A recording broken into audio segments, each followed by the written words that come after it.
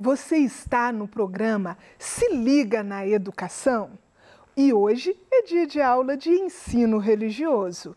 Meu nome é Tassiana Brasil e nós vamos trabalhar com o conteúdo do 9º ano do ensino fundamental. Nosso tema de hoje é convivência e coexistência. Eu vou começar a aula de hoje contando para vocês uma historinha. E essa história se chama A Luneta Distorcida. Lembrando que luneta, na realidade, se refere aos óculos. Antigamente, muitas pessoas chamavam óculos de luneta. Pois bem, era uma vez um rapaz que ia visitar a sua namorada, ia visitar os pais da sua namorada, que ela morava com os pais. E aí, ele queria ir bem estiloso, assim, bem charmoso. E aí ele comprou um par de óculos. E aí ele colocou o óculos no bolso e foi pensando assim, olha, na hora que eu chegar lá eu vou arrasar, tal. Chamou a campainha, a moça atendeu, aí ele entrou e antes que a sogra dele aparecesse, ele pôs os óculos e ficou lá todo bonito, esperando. Só que quando ele viu vinha a sogra? Não, era um monstro. E aí chegou aquele monstro horrível e ele começou a correr e meu Deus, o que é isso? Que monstro é esse? De onde que saiu esse monstro? E aí, tanto a moça quanto a mãe dela falaram, olha, ele não deve estar muito bem, vamos chamar papai para poder ver o que está acontecendo. E aí, quando o pai da moça chegou, e aí que ele ficou com mais medo ainda, que ele era um monstro mais horrível ainda, e correndo atrás dele com aquelas garras imensas, e ele correndo, e naquela ele corre, o óculos caiu e quebrou. E quando o óculos caiu e quebrou e ele olhou, ele viu o sogro e a sogra como sempre foram. Olha, essa história, ela mostra pra gente que muito do que a gente fala, muito do que a gente vê e como a gente interpreta a realidade, depende de como nós olhamos as coisas. Pois bem, vamos começar discutindo, então, sobre o que é convivência e sobre o que é coexistência. Para começar, o que é convivência? Convivência é quando você vive junto de alguma pessoa. A convivência, ela pode ser opcional, porque você gosta de uma pessoa e aí você escolhe estar junto com ela, ou ela pode ser obrigatória, porque às vezes a gente não tem muita escolha, a gente não escolhe quem serão nossos vizinhos, quem serão nossos colegas de sala. No futuro vocês não escolherão seus colegas de trabalho, mas vocês têm que conviver com eles. Agora, durante esse período de isolamento na pandemia, nós estamos tendo que ter uma convivência muito maior com as pessoas da nossa casa do que a gente tinha antes. Olha, eu posso falar que nesse tempo todo de vida que eu tenho, eu já tive toda a experiência de alguém passar muito tempo viajando na minha casa, ou de a gente quase não se encontrar por causa do nosso horário de trabalho, mas eu nunca tinha passado praticamente 4 meses dentro de casa convivendo com as pessoas da minha família, de manhã, de tarde, de noite, o tempo inteiro, como está sendo. E eu sei que na casa de muitos de vocês está sendo dessa mesma forma. Por que isso? Porque a convivência é você estar junto com uma pessoa, quer seja por sua escolha ou quer sejam pelas circunstâncias. As pessoas convivem e elas têm que habitar aquele mesmo espaço e têm que se suportar. Às vezes é muito legal você estar perto de uma pessoa e às vezes você está ali porque não tem como você sair correndo. Mas o fato é, conviver é estar junto com alguém. E o que é coexistir? Coexistir é você conseguir existir junto com uma pessoa. Se nós formos no dicionário olhar, convivência e coexistência são palavras que são praticamente sinônimas. Mas uma pessoa pode conviver muito bem com a outra, mas às vezes a coexistência não é pacífica, no sentido de que eles não estão caminhando na mesma direção. Vou usar a sala de aula como exemplo. Normalmente, nas salas de aula, a gente tem os grupinhos. Por mais que a gente dê sorte de ser de uma sala, que todo mundo goste de todo mundo seja amigo de todo mundo, mas a maioria das vezes as pessoas se dividem por afinidades.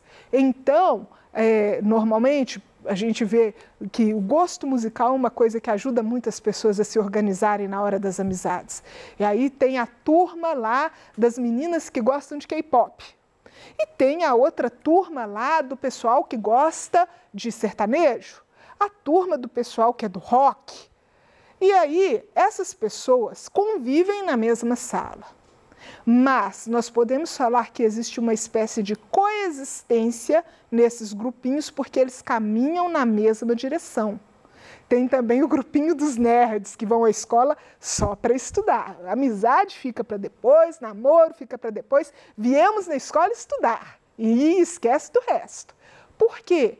Porque normalmente as pessoas se organizam de acordo com seus objetivos comuns. A coexistência é isso. Você pode conviver com uma pessoa porque circunstâncias te obrigam, mas você dificilmente vai coexistir no sentido de caminhar junto, no sentido de de tomar decisões motivadas por um mesmo objetivo. Dificilmente você vai conseguir fazer isso se não for uma escolha pessoal de ambas as partes. Pois bem, o maior desafio que existe para a convivência e para a coexistência é justamente a diversidade. Por quê? Porque a diversidade, ela nos coloca em contato com pessoas muito diferentes de nós. O Brasil, pela sua própria característica de formação da população, de como as pessoas se organizaram enquanto povo, enquanto nação, ela é repleta de diversidades. Em alguns lugares do mundo, a gente brinca assim que, olha, parece que foi todo mundo feito na mesma forma, todo mundo é parecido, todo mundo com o cabelo parecido, todo mundo com as roupas parecidas, todo mundo mais ou menos da mesma altura. Aqui no Brasil não é assim, não. Aqui no Brasil, cada família tem uma aparência diferente e, às vezes, dentro da mesma família, nascem pessoas muito diferentes. Então, no caso particular do Brasil, nós temos um desafio a vencer, que é a questão do racismo e do preconceito racial. Às vezes a pessoa olha para o outro e fala, não, é muito diferente de mim, eu não quero conviver com ele. Mas isso está errado. Por quê? Porque todos nós somos humanos. E isso é o primeiro olhar que nós temos que ter. A diversidade, ela nos enriquece, ela não nos empobrece. A diversidade nos traz a possibilidade de conhecer coisas diferentes. Outra coisa também que acontece, que é muito comum também, dentro dessa questão da diversidade, é que às vezes as pessoas, elas tendem a rejeitar aqueles que têm princípios e valores diferentes. Uma coisa que a gente também experimenta no Brasil é a diversidade religiosa. Atualmente no Brasil existem muitos casos de preconceito por causa da opção religiosa de uma pessoa. Tanto existem pessoas que perseguem alguém por não ser da mesma religião que ele, quanto existem pessoas religiosas que perseguem aquele que não tem religião porque acham que aquele ali não tem Deus no coração.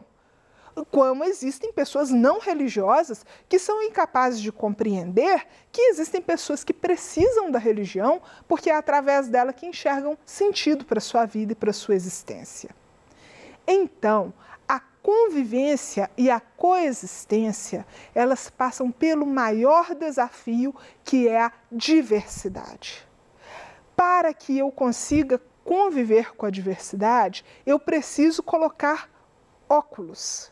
Mas não são aqueles óculos que fazem ver as pessoas como monstro, igual a historinha que eu contei no início para vocês. Mas são os óculos que ajudam as pessoas a enxergar o outro pelos olhos do outro. Nós só vamos compreender as pessoas que são diferentes da gente quando a gente começar a compreendê-las como elas se compreendem. Uma coisa que a gente sempre fala, como é aula de ensino religioso, a religião sempre está presente na nossa discussão. Ninguém escolhe uma religião porque é a pior religião a ser escolhida, pensando assim, eu vou ser dessa religião porque eu tenho certeza que ela está errada. Muito pelo contrário, as pessoas escolhem a religião porque têm certeza que estão certas. Agora, se eu, na minha opção, tenho certeza que eu estou certa, e o meu colega, na opção dele, tem certeza que está certo, é claro que eu nunca vou achar que ele está certo, nem ele vai achar que eu estou certo. Mas eu posso colocar os óculos da alteridade, que me ensinam a ver o outro como o outro se enxerga, que me ensinam a compreender o outro, não tomando a minha vida, os meus valores, como um modelo para que o outro tivesse que seguir o meu exemplo, ser quem eu sou. Não, mas enxergando quem é o outro dentro dos princípios e dos valores dele.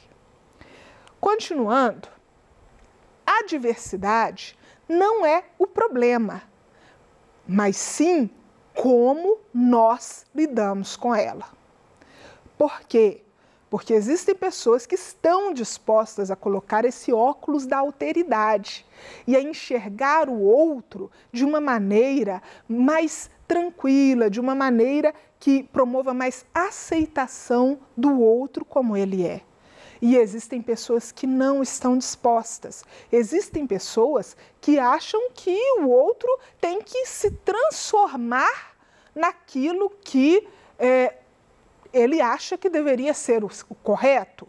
E assim a gente vê muita gente que tem preconceito com as pessoas pela forma como elas se vestem, pelo tipo físico. Ah, você é muito gordo, ou você é muito magro, você é muito alto, muito baixo. Ah, você é diferente do pessoal aqui. Olha aqui, todo mundo está vestindo uma roupa normalzinha e você aparece aqui com essas roupas esquisitas, assim.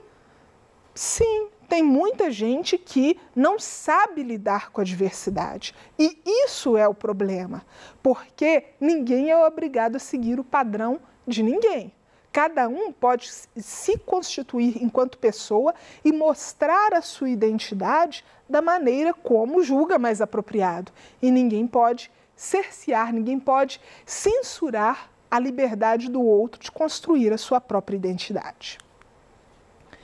Então, nós aprendemos o quê? Que existem dois caminhos a ser seguidos quando nós observamos a diversidade, e eles são opostos, que é o preconceito e a alteridade. O preconceito vai me fazer olhar para uma pessoa e ver nela tudo de ruim apenas baseado em um padrão que é a minha cabeça que criou. Então, eu crio um padrão que pessoas que gostam de funk não vão bem nos estudos. E aí, eu tenho um colega lá que gosta de funk, eu já falo assim, não vou fazer trabalho em grupo com ele, porque ele é funkeiro e ele não vai aprender nada, eu já sei disso.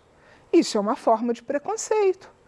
É claro que existem pessoas que gostam de funk e não gostam de estudar, mas isso não pode, mas o fato dela gostar de funk não é o que vai falar qual é o objetivo da vida da pessoa ou que meta que ela vai estipular para si. E assim, também o preconceito pode afetar por causa de características físicas, por causa da origem social da pessoa.